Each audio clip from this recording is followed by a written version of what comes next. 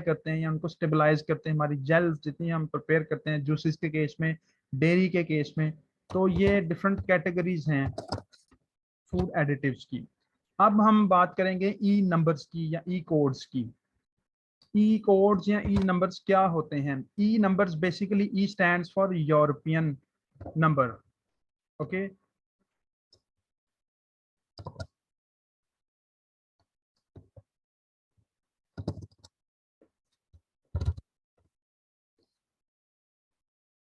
और इनको हम खासतौर पे फूड इंग्रेडिएंट नंबर भी बोल सकते हैं। आपने अक्सर मुख्तलिफ प्रोडक्ट्स के जितने भी पैकेजेस होते हैं, रैपर्स हैं, उन पे लिखा देखा होगा, जैसे E120 लिखा होता है, E450 है, E133 है, E1422 है, E407, इस तरह डिफरेंट ई नंबर्स मेंशन होते हैं। और उनमें आगे ब्रैकेट में कुछ कंपनीज ने, इंडस्ट्री ने उनके जो कॉमन नेम्स हैं, इंग्लिश नेम्स हैं, वो भी लिखे हुए थे for information. So basically, E numbers are number codes for food additives and are usually found on food labels throughout the European Union. तो बुनियादी तौर पे यूरोपियन यूनियन ने एक नंबरिंग सिस्टम इंट्रोड्यूस कराया था, जिसमें उन्होंने डिफरेंट जो फूड एडिटिव्स थे उनके लिए कुछ खास कोड्स डिफाइन किए थे for their identification, depending upon their functional properties, depending upon their effects. So the E numbers in the ingredients list of packaged foods replace the chemical or common name of particular food additives. अब हम chemical name किसी commodity का देखेंगे या किसी additive का देखेंगे तो बहुत लंबा हो सकता है, पैकेज के ऊपर मेंशन करना इजी भी नहीं होगा, ठीक है। तो ई नंबरिंग सिस्टम एक यूनिफॉर्मिटी देता है, हमें एक आइडेंटिफिकेशन मार्क देता है। ई नंबर के पीछे बाकायदा फिर एक साइंस होती है जिसके तहत हम सारी चीज़ों को आइडेंटिफाई करते हैं, ठीक है। तो इसमें फिर फर्दर फिर सफिक्स ए बी और वन और टू इस तरह भी यूज किए जाते हैं। फर्दर इन पे इंशाल्लाह चल के बात होगी। Okay, the numbering scheme follows that of the international food additives numbering system. INS एक ऑर्गेनाइजेशन है जो कि कोडेक्स एलिमेंटेरियस कमेटी के अंडर काम करती है। इस ऑर्गेनाइजेशन ने बेसिकली जो है वो नंबरिंग स्कीम जो है वो मतलब जितना भी यूरोपियन यूनियन में फॉलो की जाती है, ये अदारा जो है वो इस स्कीम को फॉलो करता है। तो यूरोपियन फूड सेफ्टी अथॉरिटी है जो कि यूरोपियन यूनियन के अंडर काम करती है। बेसिकली इन्होंने ये ई नंबरिंग सिस्टम मुतारफ करवाया था। उसके बाद ई numbers basically are used to identify food additives which are officially proved as safe to consume. अब जैसा कि मैंने पहले बताया था कि कुछ ऐसे फूड एडिटिव्स हैं जो कि जिनके हेल्थ से कंट्रास्टिंग इश्यूज हैं। तो ई नंबर्स हमने उन्हीं एडिटिव्स को डेजिग्नेट किए हैं जो कि सेफ फॉर कंजम्पशन हैं, सेफ फॉर हेल्थ हैं, ठीक है। आगे चल के हम इंशाल्लाह उनकी तमाम रेगुलेशंस के बारे में भी स्टडी करेंगे। तो फर्स्ट ऑफ ऑल 1962 में फूड कलरिंग्स के लिए एक सिंगल यूनिफाइड लिस्ट इस्तेमाल की गई थी, ठीक है। उसके बाद फिर प्रॉपरली इसको लॉ की शेप में इसको इंट्रोड्यूस करवाया गया मार्केट में। हिस्टोरिकली आप अगर देखें तो 1964 में एक डायरेक्टिव दिया गया है फॉर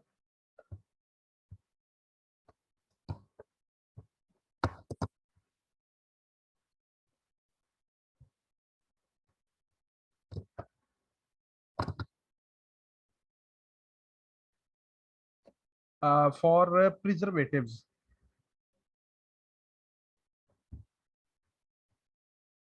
फिर 1970s में एंटीऑक्सीडेंट्स का ग्रुप जो है वो ऐड किया गया ई नंबरिंग सिस्टम में। 1974 में एमल्सिफायर्स, स्टेबलाइजर्स, थिकनर्स और जेलिंग एजेंट्स जो है वो ऐड किए गए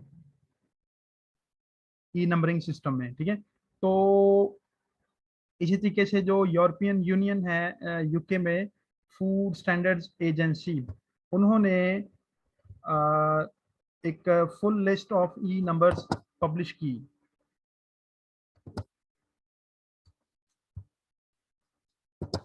तो उनका डायरेक्टिव ये है कि जितने भी ई नंबर्स हैं that must be mentioned on the label, ये एक कंपल्शन है।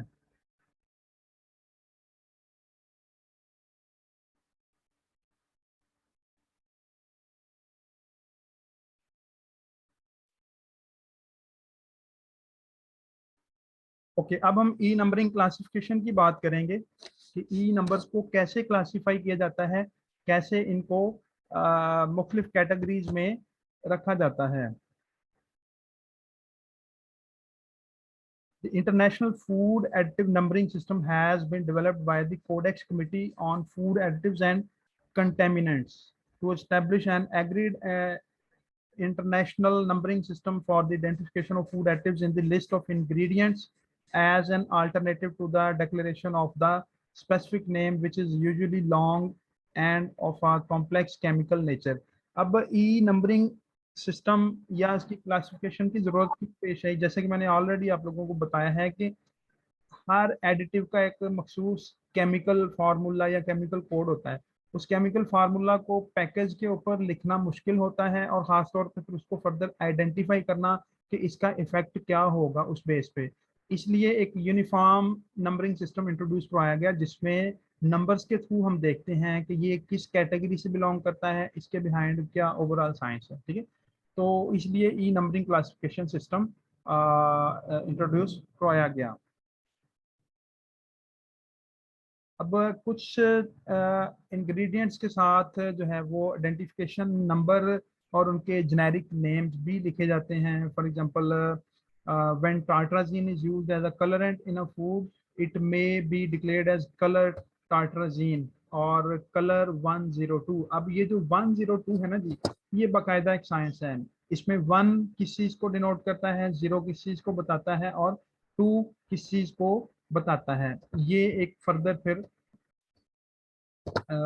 सारी चीजें समझने वाली हैं। बहरहाल लिस्ट के अंदर फिर भी अभी तक अपडेट की गुंजाइश मौजूद है, क्योंकि हर अपडेट में नई से नई चीजें, जो भी रिसर्च बेस्ड चीजें होती हैं, उनको फिर मॉडिफाई किया जाता है।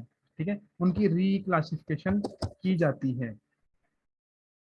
ओके, तो ई नंबरिंग सिस्टम में जैसा कि आप देख सकते हैं कि बाज़ औक़ात जो है वो 306 किसी जगह पे मेंशन होता है।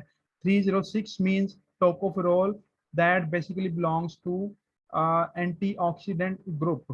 ठीक है, तो हम आगे फर्दर देखेंगे कि ई नंबरिंग सिस्टम में ई नंबरिंग कैसे दी जाती है, कैसे लिखी जाती है। फॉर एग्जांपल, हर कोड के साथ ई लाजमी तौर पे लिखा जाता है। That basically defines European union, के यूरोपियन यूनियन ने ये वाला स्टैंडर्ड दिया गया। उसके बाद 3 या 4 डिजिट्स फॉलोइंग में आते हैं। फॉर एग्जांपल, ई 302 है, ई 306 है, ई 120 है। ठीक है, अब 302 या 120 किस चीज को जाहिर करता है, उनको हम आगे चल के देखेंगे।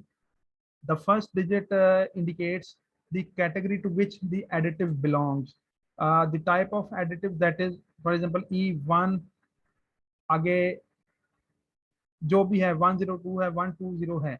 अब ये जो 1 के कैटेगरी है ना, 1 जाहिर करती है डाइज और कलरिंग एजेंट्स को। अब आप इसी से अंडरस्टैंड कर लीजिएगा कि जिस भी ई नंबर के साथ 1 लिखा हुआ होगा, उसका मतलब होगा कि ये डाइज या कलरिंग एजेंट्स हैं। ठीक है, 2 जिसके साथ लिखा होगा वो प्रिजर्वेटिव्स की कैटेगरी है। 3 के साथ एंटीऑक्सीडेंट्स की कैटेगरी है। 4 स्टेबलाइजर, मल्सीफायर और थिकनर्स, मतलब सबकी एक सेम फंक्शनल प्रॉपर्टीज हैं। देन जेलिंग एजेंट्स हैं। फिर 5 जिस कैटेगरी के साथ होगा उसमें एसिडुलेंट्स, एसिडिटी रेगुलेटर्स और एंटी केकिंग एजेंट्स होंगे। देन 6 फ्लेवर इनहांसर्स या फ्लेवरेंट्स हैं। 9 की कैटेगरी स्वीटनर्स की है। ठीक है, फिर second digit refers to the family. First digit किस चीज को जाहिर करता है, उसकी कैटेगरी को। सेकंड डिजिट जाहिर करता है उसकी फैमिली ऑफ द एडिटिव।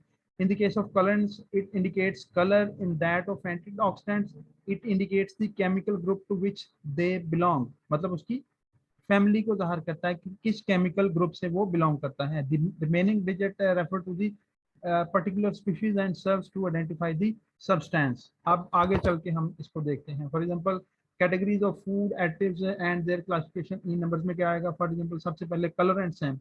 अब हम कलरेंट्स 1 की कैटेगरी को स्टडी करने लगे। 1 की कैटेगरी में 100 टू 199 आते हैं। इस कैटेगरी में 100 से 199 तक जितने भी ई नंबर्स आएंगे, फॉर एग्जांपल जिसमें अगर सेफ्रॉन कलर किसी प्रोडक्ट में इस्तेमाल किया गया है तो उसको हम E164 बताएंगे। अभी आप 64 को भूल जाएं, सिर्फ 1 को याद रखें, ठीक है। तो 1 मीन्स कलर एंड की कैटेगरी है। फिर इसमें मुख्तलिफ किस्म के नेचुरल और सिंथेटिक डाइज भी आ जाती हैं, फूड कलर्स इसमें आ जाते हैं, टेक्सटाइल कलर्स इसमें आ जाते हैं, तमाम जितने भी कलरेंट्स हैं एज एन एडिटिव जो कि इस्तेमाल हो रहे हैं फूड और नॉन फूड कमोडिटीज के अंदर। फिर इसकी एग्जांपल हो सकती हैं, जैसे टर्मेरिक कलर है E100 इसको बोलते हैं, पेपरिका कलर को E160C बोलते हैं। अभी जस्ट आपने 1 को याद रखना है, ठीक है। तो इसमें तमाम किस्म की डाइज और कलरिंग एजेंट्स आ जाते हैं। इसके बाद प्रिजर्वेटिव्स की कैटेगरी में आप देख सकते हैं कि 200 से 299 तक की रेंज है, जिसमें for example E200 ascorbic acid के लिए है, E270 लैक्टिक एसिड की कैटेगरी, पोटेशियम परऑक्सीनेट के लिए E283 है, सल्फर डाइऑक्साइड के लिए E220 है। अब यहाँ पे आप देख सकते हैं कि हर जितने भी प्रिजर्वेटिव हैं सभी प्रिजर्वेटिव के साथ हमेशा 2 आएगा। तो आप जब भी किसी पैकेज के ऊपर 2 कैटेगरी का देखें ई नंबर या इंग्रेडिएंट, उसको आप समझ लें कि ये प्रिजर्वेटिव की कैटेगरी है। फिर एंटीऑक्सीडेंट्स के लिए 300 से 399 है, इसमें नेचुरल और सिंथेटिक सभी आ जाते हैं। लाइक विटामिन सी है उसके लिए E300 है, टोकोफिरोल है जो कि विटामिन ई जिसको हम बोलते हैं वो 306 है। फिर उसमें ब्यूटिलेटेड हाइड्रोक्सी एनिसोल है E320 है, ब्यूटिलेटेड हाइड्रोक्सी टोलुइन है E321 है। तो ये सारे एंटीऑक्सीडेंट्स की ई की कैटेगरी है। स्टेबलाइजर और थिकनर ये E400 टू 499। प्लीज अपना माइक ऑफ कर दें जिससे और अगर 30 for 12 की 12